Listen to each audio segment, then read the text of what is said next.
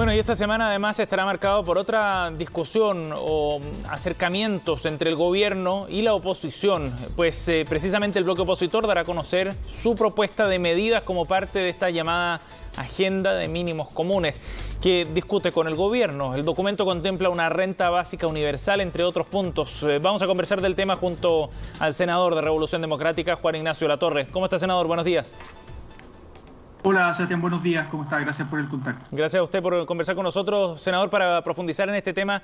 Y me gustaría partir con lo que ha ocurrido este fin de semana, con este cónclave, como lo han llamado, de reunión entre los distintos representantes de la oposición tratando de buscar una propuesta común.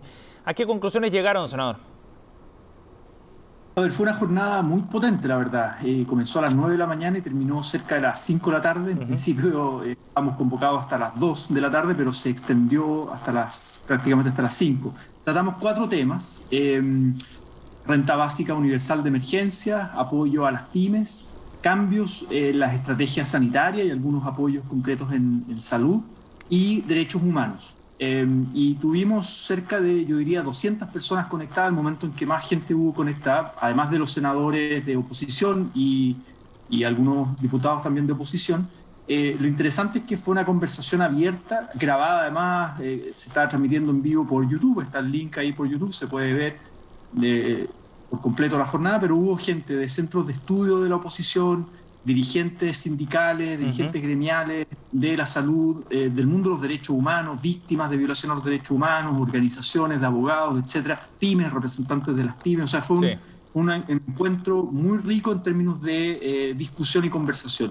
Y básicamente la jornada no era para cerrar, porque había un documento previo que se había trabajado la semana anterior con los equipos técnicos también de la oposición en el Senado. En mi caso, yo le pedí apoyo a la Fundación Rumbo Colectivo de Revolución Democrática, que estuvo toda la semana participando, ayudando a elaborar unos documentos de borrador de propuestas. Y la idea era poner esos borradores, esas propuestas en común y recibir luego retroalimentación. ¿Qué falta? ¿En qué está? Sí, y entrando en el detalle precisamente de los temas que se hablaron, cuando estamos hablando de esta renta básica universal, ¿hay una posición común entre todos los que participaron de este encuentro?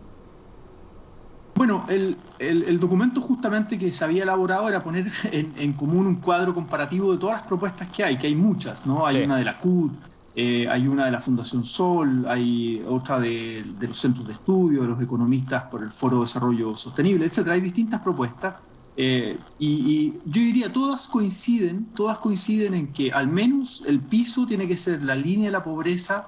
Para un hogar de 4 personas, hoy día la línea de la pobreza está en 465.000 pesos para el hogar, ¿no? Y dinámico en términos de si es una sola persona, tiene que superar esa línea de la pobreza, es decir, estar en 200.000 pesos, y de ahí para arriba hay una tabla, digamos, que va cambiando según la composición del hogar. Pero yo diría ese es el piso. Lo otro, el carácter universal, es decir, si tomamos cifras, y fue algo que discutimos, del registro social de hogares, si llegamos al 100% del registro social de hogares hoy día, estamos hablando de cerca de 7 millones de hogares, 6.600.000 hogares. Todavía falta incorporar hogares, pero llega a un número muy importante de gente. Los datos de abril del IFE llegaron a un número importante de la población, pero no llegaron a más de 4.600.000 hogares, algo así. Senador, en ese punto, para ir despejando algunas dudas, cuando ustedes dicen que es necesario llegar a más gente y no solo al 100% del registro social de hogares, ¿a qué se refieren? ¿A dónde apunta con esa universalidad específicamente?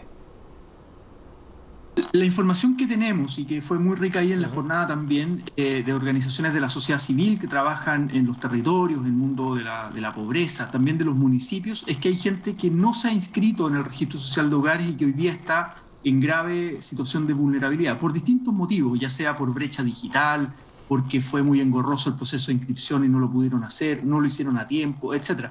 Distintos motivos, y por lo tanto hay que salir a buscar a gente que no está hoy día en el registro social de hogares, pero que sí está pasando una situación de vulnerabilidad.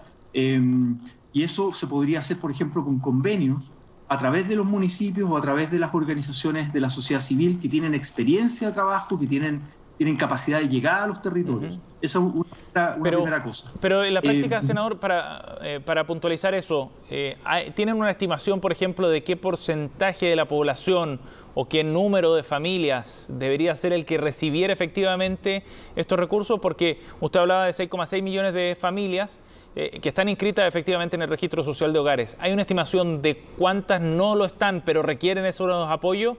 Porque eso es clave también para ver cuánto cuesta una propuesta como esta. Sí. A ver, hay números y por eso es que hay distintas estimaciones, pero hay números, algunos dicen que debería llegar incluso a 8 millones de hogares. Ya. O sea, de 6,6 que hay hoy día a 8 millones. Ese es el máximo. Hay gente que plantea, equipos técnicos que plantean que hay que dejar fuera al 4 o 5% de la población de más altos ingresos, y ahí hacer distintos cruces con el Servicio de Impuestos Internos, hacer distintos cruces con la CACEN. No es tan precisa en términos porque dentro del decil más rico hay diversidad, digamos. No es lo mismo hablar de una familia, digamos, que tiene ingresos de un per cápita alrededor de 500.000 pesos a otras personas que ganan, no sé, varios millones de pesos al mes. Entonces hay diferencia ahí. Entonces hay quienes dicen, bueno, dejemos fuera al 4 o 5% más rico de la población. Hay diferencias, pero en el fondo lo que hemos ido aprendiendo con el mismo IFE, con el ingreso familiar de emergencia, es que primero partió con muy poquita gente y luego se fue inscribiendo cada vez más gente. Y así todo, los datos de abril es que le llegan a 4 millones de hogares, algo así, pero un monto que está recién en 220.000 pesos por familia, es decir, un monto que todavía es insuficiente. Y eso ya tenemos las cifras de aquello. El gobierno está gastando hoy día menos de 1.500 millones de dólares al mes. Sí. La propuesta, desde la oposición, desde distintos sectores, dicen, bueno, eso podría aumentar perfectamente a 2.500 millones de dólares. Ahí hay... y la pregunta es, ¿por cuántos meses? Meses, que sea prorrogable, hay que cruzarlo con el escenario sanitario, de emergencia sanitaria, de fase 1, fase 2, etcétera.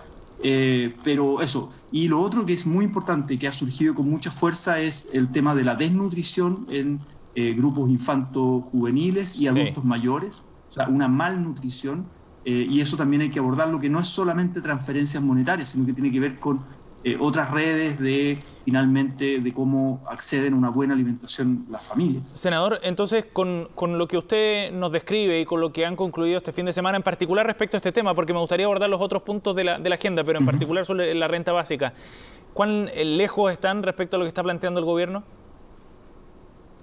No, yo creo que el gobierno, mi impresión es que el gobierno ha ido entendiendo que en una crisis sanitaria, económica y social como la que estamos viviendo, no funcionan las políticas focalizadas porque dejan mucha gente fuera. Y mi impresión es que en el oficialismo, en distintos parlamentarios del oficialismo, entienden que una medida de emergencia, una renta básica universal de emergencia, es hoy día más pertinente, una respuesta de política pública más pertinente, y que la gente además no siga usando sus propios recursos para paliar la crisis, sino que acá venga un apoyo sustantivo por parte del Estado, de las políticas públicas, y además eso es lo otro, que hay fuentes de financiamiento. Es una política que puede ser responsable. Entonces, yo diría, bueno, esto es parte de las propuestas que le vamos a hacer desde el Senado, desde lo que está liderando la senadora Yasna Proboste, y veremos la voluntad política del gobierno, pero mi impresión es que cada vez más han entendido, con el propio comportamiento del IFE, el cambio administrativo que hizo el gobierno de marzo a abril hizo que le llegara el IFE a más gente, solo que hoy día sigue siendo insuficiente y queda todavía gente fuera del registro social de hogares. Senador, y abordaron el tema de un eventual cuarto retiro. Ya hay un proyecto presentado en el Congreso para esa línea, para retirar nuevamente fondos previsionales. Si es que las medidas que ustedes están planteando, más o menos, se aprueban en las condiciones que ustedes plantean, ¿están en consenso, de acuerdo con que habría que cerrar la puerta entonces para futuros retiros? A ver, no se conversó en la jornada, no fue tema. Lo que sí se planteó es que las y los trabajadores, y eso se hizo una evaluación de más de un año que llevamos en pandemia, es que las y los trabajadores están pagando el costo de la crisis con sus propios recursos, con el seguro de desempleo y con los fondos de pensiones. O sea, ahí han estado los miles de millones de dólares que las familias han podido utilizar de manera universal, porque son varios millones de hogares que han retirado fondos de pensiones, pero son sus propios recursos. Y hemos entendido que ha habido poca solidaridad, a pesar de esfuerzos que se han hecho desde el Estado con los bonos COVID y los IFE, pero siguen siendo insuficientes y siguen siendo con criterio de focalización. Y esa discusión se dio de manera muy profunda, es decir, de que acá falta un plan de apoyo para ir en ayuda de las familias. Incluso en términos de medidas económicas, por ejemplo, dirigidas a las empresas, se habló mucho del FOGAPE 1, 2, y cómo finalmente esa herramienta la terminaron, o ese instrumento lo terminaron utilizando más empresas medianas y grandes, digamos, más espalda financiera, pero quedaron en el absoluto abandono muchas pymes, microempresas, pequeñas empresas, etc. Entonces, lo mismo pasa a nivel de la familia. Entonces, esa fue la discusión. No se habló en términos de si vamos a aprobar o no un cuarto retiro. Yo creo que va a depender mucho de la voluntad política real que tenga el gobierno de Piñera en lo que queda de su mandato, que son 8 o 10 meses, digamos, dependiendo si hasta diciembre, es más o menos lo que le queda para poder ejecutar un contundente de apoyo a las familias. Senador, usted planteaba también dentro de la agenda de lo tratado el fin de semana el tema de los derechos humanos en particular. ¿Eso va a quedar incorporado también dentro de la propuesta como una condición que hayan establecido para poder avanzar en esta agenda de acuerdo de mínimos comunes?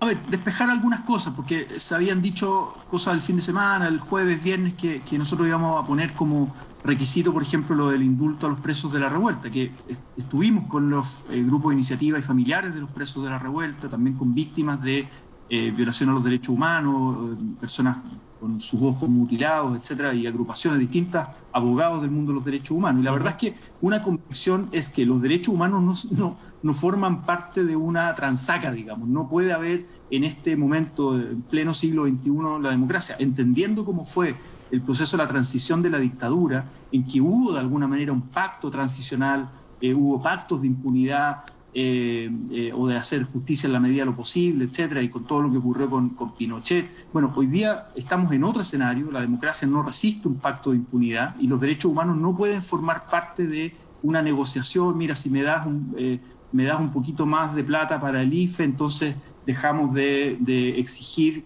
justicia en derechos humanos. No, eso no es así. El proyecto de indulto para los presos de la revuelta está tramitándose en el Senado, en la Comisión de Seguridad, ya se aprobó en la Comisión de Derechos Humanos que a mí me tocó presidir el año pasado, y falta que se ponga en votación, pero se está tramitando y requiere 22 votos para ser aprobado, es decir, un acuerdo más bien de la oposición, más que un acuerdo con el gobierno. Lo que sí le pedimos al gobierno, y ahí se van a levantar algunas propuestas con cifras concretas respecto a programas de reparación a las víctimas de violación a los derechos humanos, porque lo único que hay hasta ahora es lo que aprobamos en la ley de presupuesto del año pasado, que es algo muy parcial en el programa PIRO, el programa para víctimas de reparación ocular, digamos, ¿no?, que funciona ahí en el Hospital Salvador, pero que es muy limitado, ha habido problemas de implementación, y lo que tiene que haber acá... ¿Y eso sí estaría incorporado? Queremos incorporarlo, efectivamente. No tenemos todavía cifras, no hay un documento con cifras. Hubo una muy buena presentación de Salvador Millaleo poniendo los puntos centrales en materia de derechos humanos, en términos de justicia, las causas. Hoy día estamos más cerca de la impunidad que de la verdad y la justicia desde el punto de vista de las querellas judiciales, ¿no? Pero también otros aspectos de derechos humanos relacionados a los pueblos originarios, etcétera. Ahí se hizo una agenda, pero yo diría que son de desafíos permanentes de la oposición que tienen que construir una agenda consistente de derechos humanos. Al gobierno se le puede pedir mayores recursos hoy día de corto plazo para ayudar a las víctimas como medidas de reparación, que ojalá patrocine leyes de reparación que se están discutiendo en la Cámara, en el Senado también con la senadora Adriana Muñoz. Estamos en una iniciativa de ese tipo y ahí el gobierno podría comprometer recursos, que después se pueden seguir reforzando, ¿no? Pero yo creo que hay medidas de corto plazo que el gobierno puede hacer en términos de reparación a las víctimas de violación a los derechos humanos, pero no forma parte de una transaca o de un pacto de impunidad, como han dicho algunos. Yo al menos no estoy disponible para eso y no veo que la senadora Yasna Proboste y los senadores de oposición tampoco estén en esa línea. Senador, por último, ¿cuándo se va a entregar el documento al gobierno? ¿Hoy día? No está todavía cerrado, aquí el proceso lo está liderando la senadora Yesna Proboste, no la quiero pasar a llevar en términos de los tiempos, si yo digo hoy día y se demora un día más, o mañana o pasado. Lo que sí queremos entregar algo consistente. Ahí habían algunas dudas, lo plantearon algunos senadores del Partido Socialista, respecto de hacerlo antes de las elecciones, tener ojo con el abrazo del oso, bueno, lo que dijo Carlos Montes, yo estoy muy de acuerdo con esa precaución, digamos, ¿no? Por lo tanto, los tiempos políticos y el contenido, finalmente, bueno, se está trabajando, están los equipos técnicos sistematizando la jornada, y la senadora Yesna Proboste ahí nos convocará y anunciará el documento y la propuesta. Bien, senador Latorre, gracias por conversar con nosotros, muy amable. Gracias, que esté bien.